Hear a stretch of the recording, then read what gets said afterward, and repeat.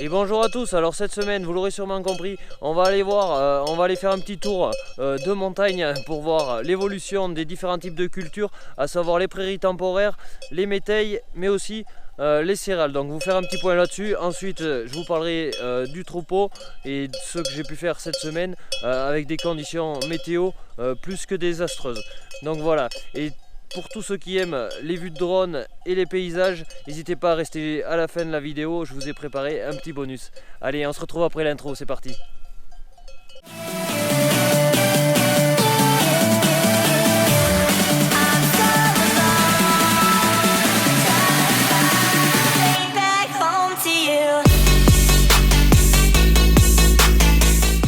Profite d'être sur site pour vous faire un petit point sur les prairies que j'avais semé au mois d'août de cette année. Donc je sais pas si vous vous rappelez, je vous remets la vidéo en haut sur tout ce qui était le semis. On avait de la terre qui était dans les meilleures conditions qu'il pouvait pour recevoir une prairie. Et faut savoir que par la suite il n'a pas plu pendant presque un mois et demi à 2 mois, et qu'on a retrouvé des précipitations début octobre. Et je voulais vous montrer un peu la levée de la prairie et vous montrer un peu le rendu que ça a et les problématiques auxquelles je dois faire face. Donc allez, on regarde ça de plus près.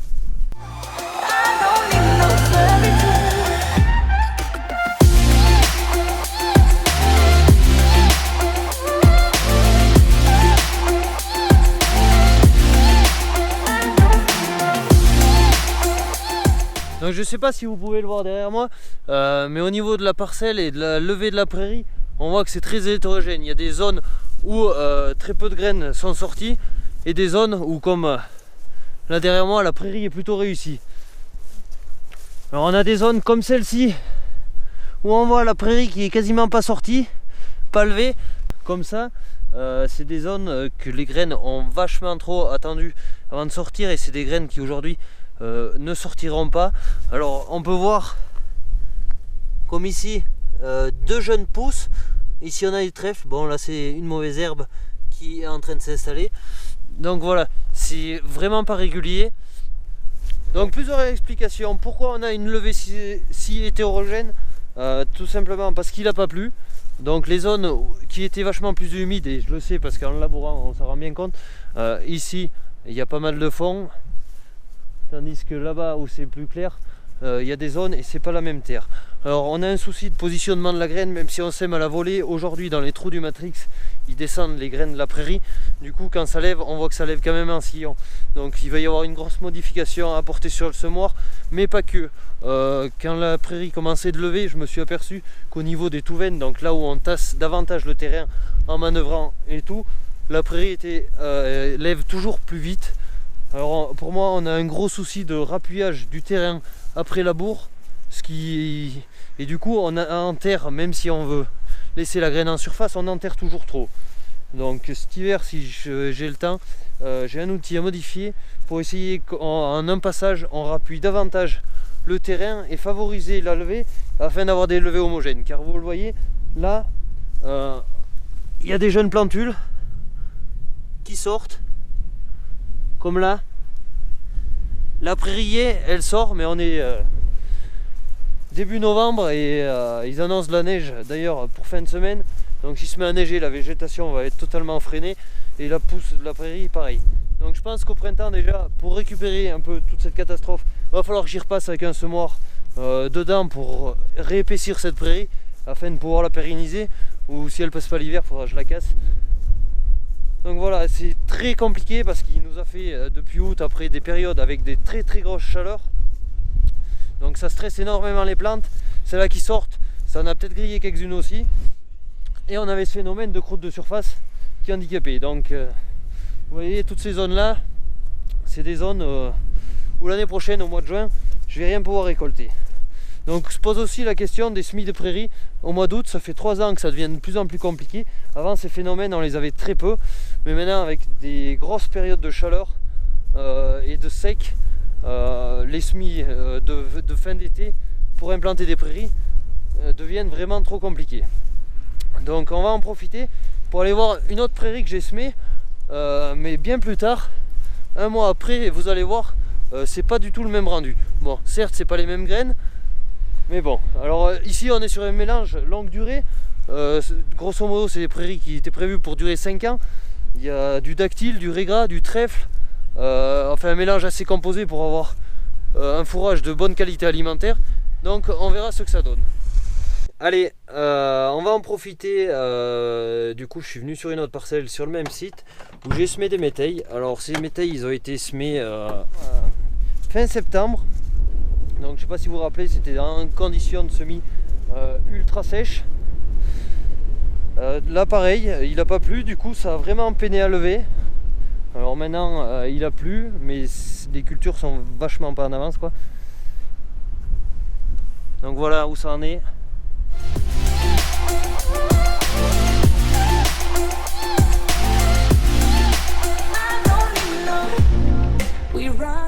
Donc on voit bien la ligne de semis là.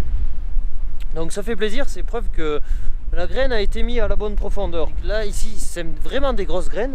Et ces grosses graines, même si on a un peu de décalage au niveau de l'enterrement de celle-ci, elles germent quoi qu'il en soit. C'est beaucoup plus résistant que la prairie.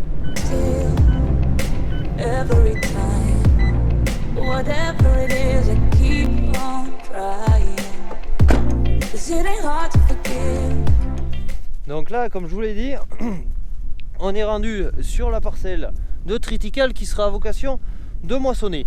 Ce triticale a été semé 15 jours à 3 semaines après le métail. Et il avait fait une averse derrière le semis et il a plu tout le temps depuis que grosso modo je l'ai semé. Donc des conditions idéales pour faire lever le semis.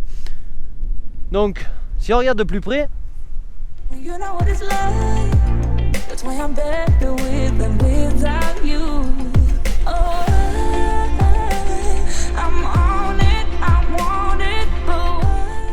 donc ça a été semé comme je vous le disais 15 jours après, mais au niveau de la levée c'est aussi en avance que ma parcelle de métail elle semée 15 jours avant. Donc ce qui dit bien que si on n'a pas d'eau, on peut semer plus ou moins tôt, ça ne changera rien au problème. La culture va pas aller plus vite pour cela. Donc le facteur limitant c'est bien l'eau, mais le problème c'est que on est début novembre, qu'on est à 1000 mètres d'altitude et la pousse elle va être freinée, il va geler, on va avoir des -5, des -6, de la neige et tout, du coup la végétation va pas bouger. Donc il faut avoir atteint un stade assez développé pour les plantes pour passer l'hiver. Voilà, alors là ça fait quelques années qu'il n'était pas une levée aussi homogène, ça faisait longtemps qu'on l'avait pas vu. Ça faisait bien 2 ans que même après semis des céréales il pleuvait pas quoi. Mais là par chance il pleut même de trop et que c'est pas le top pour les animaux.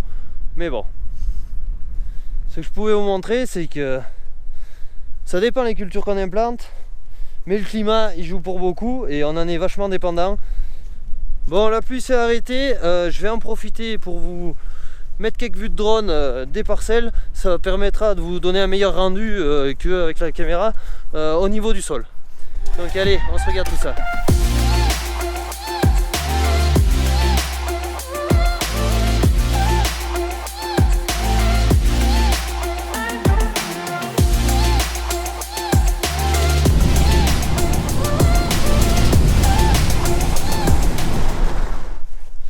Allez, nous voilà rendus sur le siège de l'exploitation. Bon, le temps est toujours dégueulasse, comme vous pouvez voir, il pleut.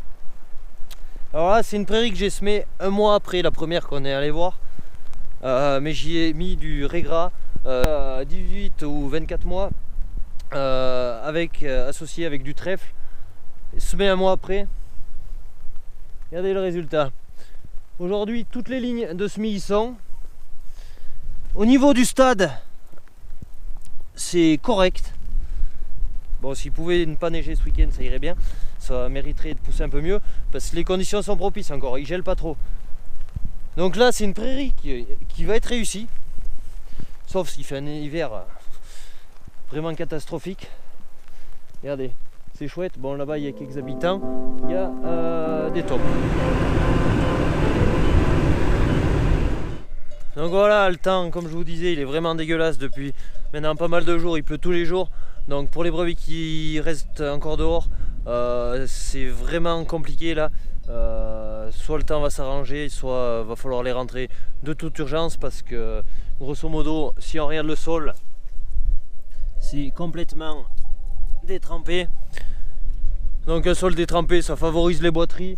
Il fait pas beau, il fait pas soleil, donc c'est des bêtes qui prennent pas de poids et qui justement vont commencer à puiser sur leurs réserves pour essayer de garder de l'état. Donc il est vraiment urgent de finir de valoriser le peu d'herbe qui reste sur la parcelle et de les rentrer en bâtiment, et afin de leur apporter de la farine, du concentré et tout. Mais bon, n'empêche que s'ils continuent trop à faire du temps dégueulasse, je vais leur apporter du râtelier histoire de les faire patienter. Elles pourront manger un peu de foin, un peu de sec. Et aussi, chose très importante, complémentation en minéral. Du coup je vais leur apporter un seau, histoire qu'au niveau minéral elles soient assez bien couvertes. Allez.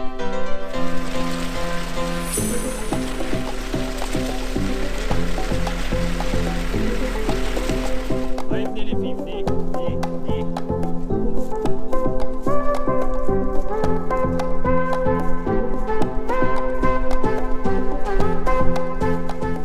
Donc faut savoir que c'est des brebis qui sont habituées à rester dehors pour slow, qui restent dehors depuis le mois de juillet. Donc elles craignent quand même moins que des brebis qu'on rentre et qu'on sort matin et soir. Mais n'empêche pas que les brebis n'aiment pas l'humidité. Et là ça fait plus de 10 jours maintenant qu'on est servi. Donc voilà, on les voit. Elles sont pas forcément traumatisées, mais elles sont pas forcément bien. Donc il faut absolument, quand on a des conditions climatiques comme ça, que les brebis mangent et mangent à plein ventre. C'est pas le moment d'y épargner de la marchandise. Donc on y donne à manger. Vous voyez, hier j'ai donné de l'herbe, c'est un peu moins rasé. Bon, il a plu, elles y ont pétiné, elles l'ont sali un peu, mais c'est pas grave, on y redonne de l'herbe. Faut qu'elles mangent. Une brebis qui va avoir le ventre plein sera plus à même, c'est un peu comme nous, sera plus à même faire face aux aléas climatiques. Donc allez, je vais donner un peu d'herbe. Par contre, je vais pas vous filmer parce qu'il est en train de pleuvoir et ça va faire un rendu dégueulasse. Donc allez, je donne...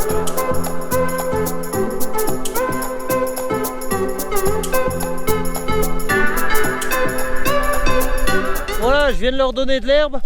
Il fait toujours autant moche, comme vous pouvez le voir en face, du brouillard, de la pluie, du vent. Alors, vous voyez, elles n'avaient pas fini l'herbe qu'il leur restait d'hier. Bon, ça se doit pas trop rendre à la caméra. Je viens de leur donner de l'herbe fraîche, elles mangent toutes. Donc c'est signe quand même qu'elles sont en bonne santé, qu'il n'y en a pas de malade. Parce que s'il y en avait une de malade, elle serait couchée par là. Et dépêcher soit bientôt à les rentrer, soit à ce que la météo s'arrange. Mais bon, on est maintenant au mois de novembre, donc il faut pas trop attendre de miracles. Allez, je finis ça et je vais m'occuper des autres qui sont à l'intérieur bien au chaud.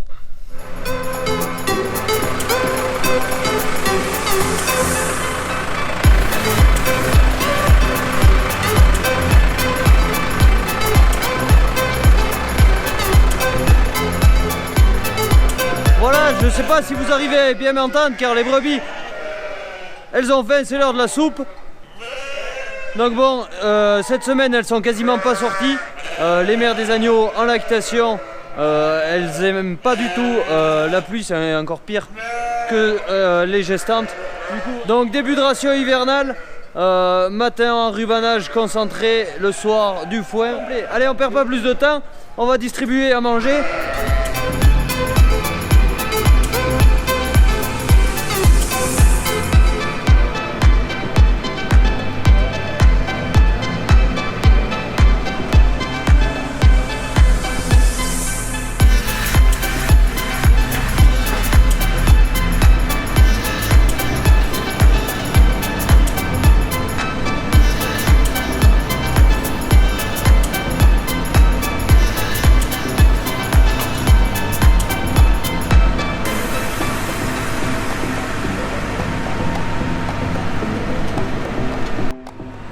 Voilà, j'ai fini de distribuer le foin, maintenant on va passer au paillage afin que les brebis et les agneaux puissent dormir bien au sec. Allez, j'ai déplié un peu la boulotte. Hop.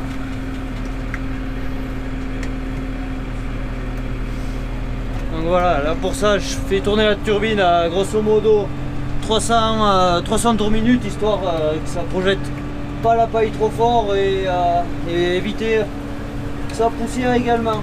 Donc voilà, paillage du bâtiment est réalisé en moins de 10 minutes, donc chose qui est assez rapide.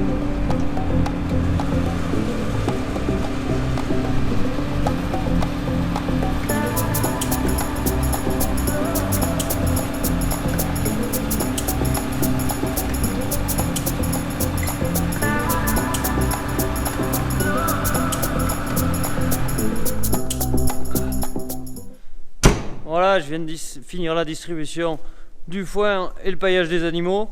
Maintenant, il ne me reste plus qu'à contrôler qu'il n'y ait pas de brebis de malade, que les agneaux aillent bien. Voilà, mettre du foin aussi aux agneaux.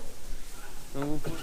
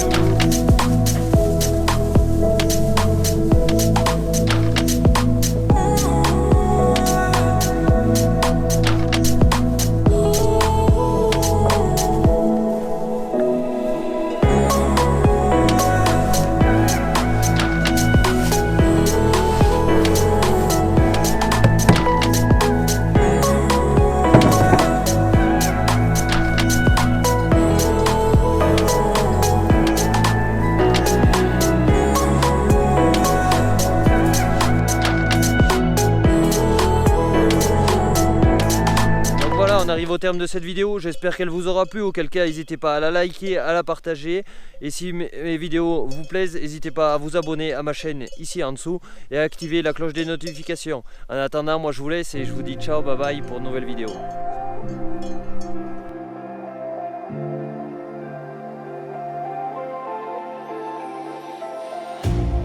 You hurt me, you did, several times.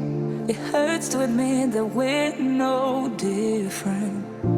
I find it hard to commit, but you don't even try. Still I'm better with than without you. Oh, I'm on it, I want it, but why do you seem to call in your eyes? I can't tell if you're here or you're out there. Do you wanna be out there?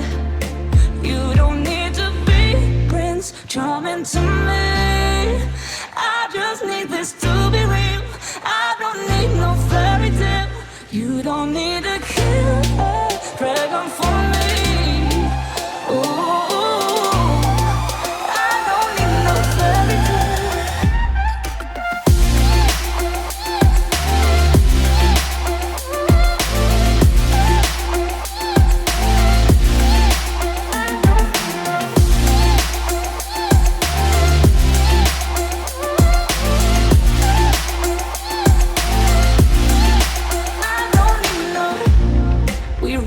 Still, every time, whatever it is, I keep on trying.